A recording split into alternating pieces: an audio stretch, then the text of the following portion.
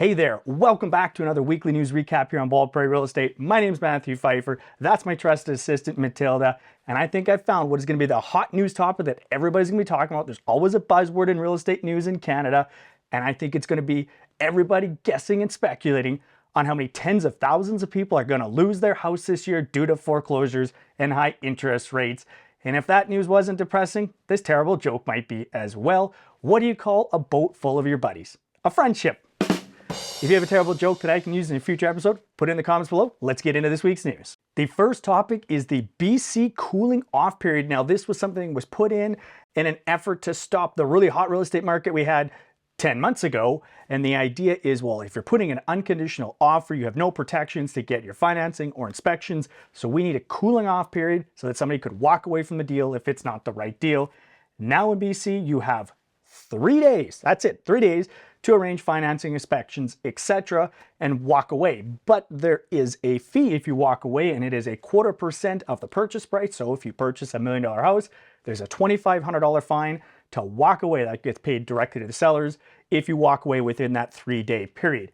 Now, of course, if you make a conditional offer, like conditional to getting your financing and getting your inspections, now this is what happens in a normal market when the market isn't absolutely red hot. Well, typically those timelines are going to be longer than this 3-day cooling off period.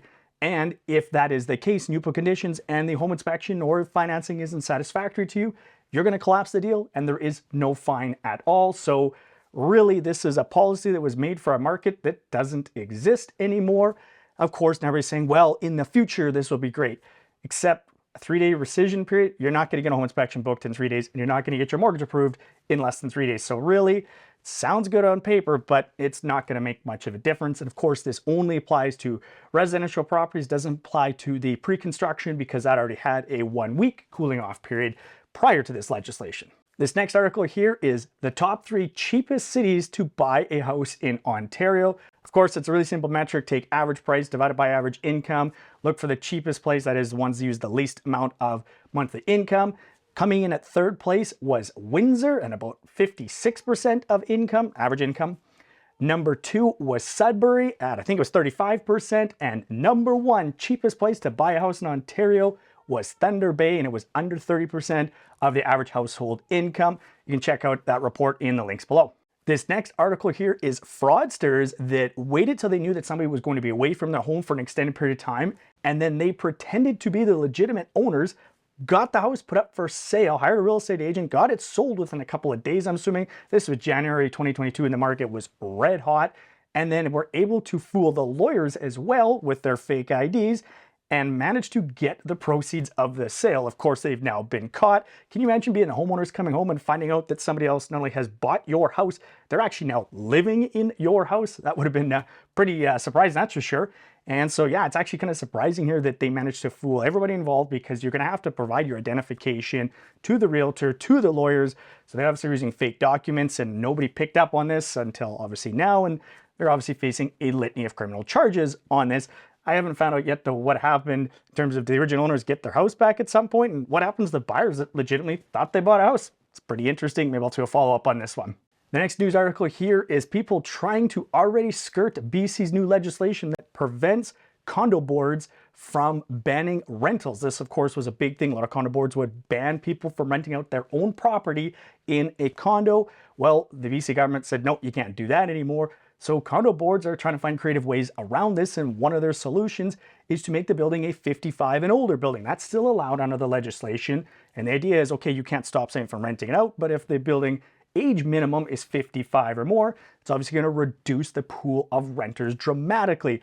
I think this is nothing more than shooting yourselves in the foot, because this will likely also devalue your property as well, because less people want to buy a property they know they can't rent to some in the future and has an age restriction. But how long has this legislation been in place? A couple of weeks, and people are already trying to find ways around it. This next news article took just about everybody by surprise, and it was the jobs report released by Stats Canada. The betting money was the Canadian economy would add about 5,000 jobs last month, and it added 100,000 jobs. So 20 times more than everybody was expecting. To put that in context, that is about half as many jobs as the United States added. Of course, a country that's 10 times larger than Canada in the same time frame. So Not exactly sure if there was an issue with data collection. Those numbers really don't make sense. They did say, though, the majority of those jobs were full-time jobs for younger workers, so that's a good thing. And of course, people with jobs don't default on mortgage payments. If the economy continues to run strong, if people are continue to be employed, they're probably not going to default on their mortgages. But on the other side, the Bank of Canada is going to look at this and say, well, the economy is running really hot. We need to raise interest rates again. So it's going to be really interesting here in a couple of weeks to see what the Bank of Canada does with this information. The City of Victoria is looking at a new solution to increase housing in the city. Now, right now, when you build a apartment building, for example, you need to have a minimum number of parking stalls for that building. Well, the City Council in Victoria is looking at potentially either reducing or removing that minimum parking requirement altogether. That, of course, means that you can build a larger building on that piece of land because you don't have to account for all that parking. Of course, that means, though, if you have a car, this could be, well, maybe not the right place for you if you have nowhere to park it. If it's an area where cars aren't needed as much because you've got great public transit or the neighborhood is walkable, this could actually be a really good idea. But we'll have to wait and see what the city does in Victoria if they decide to move forward with this or not. This next report here is TD's Canadian real estate forecast for 2023. Now, I am working on my Bald Prairie Real Estate 2023 Canadian real estate forecast video where I'm going to take all the banks and the real estate companies and the economists, put it all together, and then of course put my predictions in there. So when I get those all wrong, you guys can make fun of me in a year and tell me how wrong I was. The video will probably be out in a week or two here.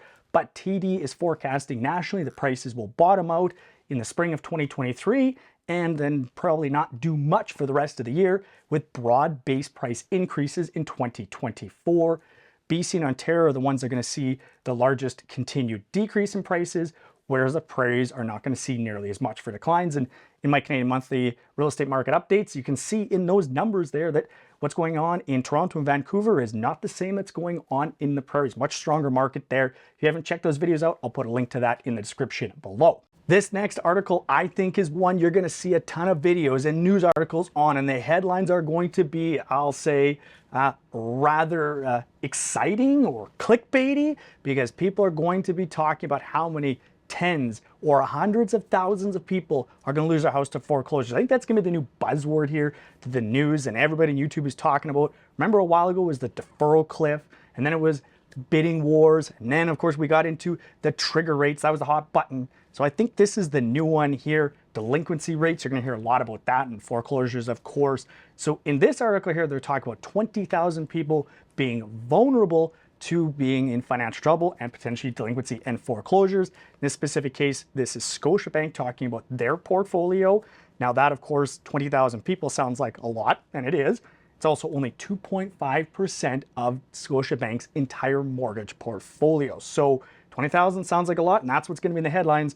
Then you realize that's a very small percentage of that bank's actual portfolio. I think that private lenders are the ones you're going to see higher default and delinquency rates because those are the ones that took on those riskier clients. Speaking of delinquency rates, that's the number I think you really want to keep an eye on, and one I think we're going to hear a lot about the next little while. Those are people that are 90 days or more behind on their mortgage payment. That's the number you want to keep an eye on because it's the leading indicator for people that are getting in financial trouble and going to potentially end up in foreclosure. Now, only 50% of people typically that are delinquent actually end up in foreclosure.